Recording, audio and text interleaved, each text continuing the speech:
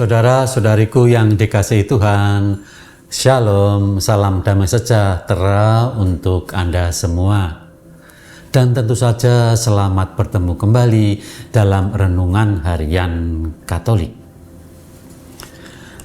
Injil hari ini yaitu Injil Matius bab 1 ayat 1 sampai dengan 17 berisi tentang genealogi atau daftar pribadi-pribadi yang menjadi kita mengerti siapakah Yesus sebenarnya. Saudara-saudaraku yang terkasih dalam Kristus, mungkin kita merasa tidak tertarik ketika kita melihat daftar sebuah genealogi atau daftar keturunan. Isinya hanya daftar nama-nama. Tetapi justru di dalam daftar nama-nama itu ada hal-hal yang patut kita perhitungkan dengan baik, seperti kita juga memperhitungkan leluhur kita yang memberikan kepada kita hal-hal yang baik. Lalu mari kita lihat bagaimana genealogi Tuhan kita Yesus Kristus. Maka kita harus melihat silsilah itu bukan sekadar daftar keluarga. Ia mau menunjukkan kepada kita bahwa Tuhan hadir dan bekerja melalui sejarah. Maka genealogi atau daftar keluarga itu menjadi penting. Dan kita tahu saudara-saudaraku yang dikasihi Tuhan, sejarah manusia tidak seluruhnya itu putih, ada juga yang hitam.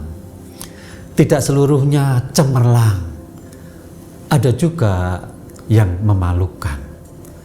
Tetapi bagaimanapun juga itu adalah sejarah. Sejarah tidak pernah berhenti.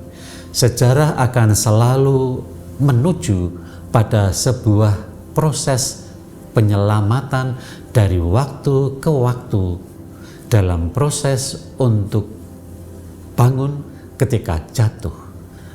Maka mari kita melihat daftar itu dan kita lihat tokoh-tokohnya yang istimewa. Istimewa bukan karena cemerlang, tetapi juga ada sesuatu yang dalam tanda petik tidak mudah kita terima.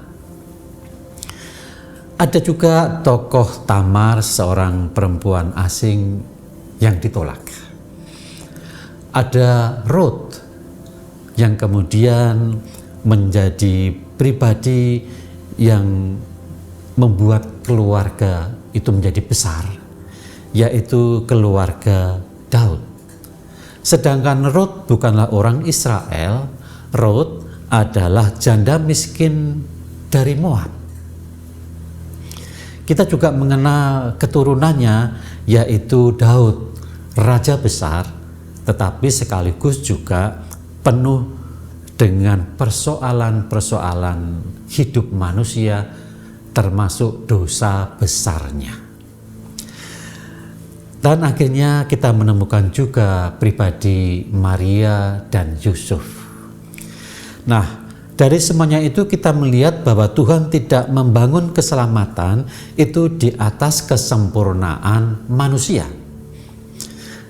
tetapi di atas cinta ditambah kerendahan hati. Karena kita tahu genealogi itu berbicara bukan hanya soal kemegahan, tetapi soal cinta dan kerendahan hati.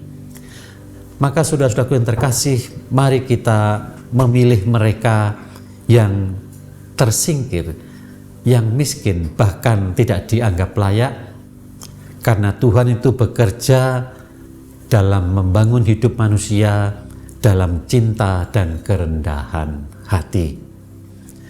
Saudara-saudaraku yang dikasihi Tuhan, di tengah-tengah kehidupan metropolitan ini, kita sering terbentur pada prestasi, pada penampilan, posisi, dan pengaruh.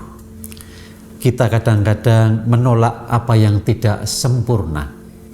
Padahal sejarah hidup kita, genealogi kita itu tidak berisi hanya kecemerlangan, tetapi juga penuh dengan kekurangan yang perlu kita terima dengan kerendahan hati. Maka saudara-saudariku yang dikasihi Tuhan, Advent adalah waktu untuk menantikan kedatangan Tuhan. Namun Tuhan yang kita nanti-nantikan bukan datang dengan kemegahan.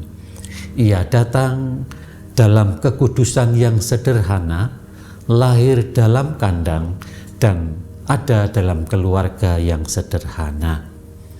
Maka marilah kita menundukkan kepala, kita berdoa supaya Tuhan sungguh menyelamatkan kita, bukan dengan hal-hal yang luar biasa, tetapi dalam hal-hal yang sederhana. Marilah kita berdoa. Tuhan Yesus yang penuh kasih, Engkau lahir dari silsilah manusia yang tidak sempurna, untuk menunjukkan bahwa kasih-Mu lebih besar dari dosa dan kelemahan kami. Engkau mencintai yang miskin, yang tersingkir, yang difabel, yang tertindas. Ajarlah kami umat-Mu di tengah kota yang sibuk ini, untuk melihat Engkau dalam diri mereka yang lemah.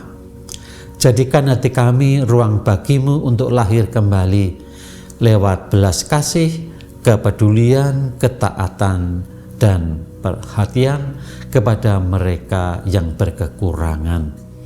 Karena Engkaulah Tuhan dan pengantara kami yang hidup dan berkuasa kini dan sepanjang masa.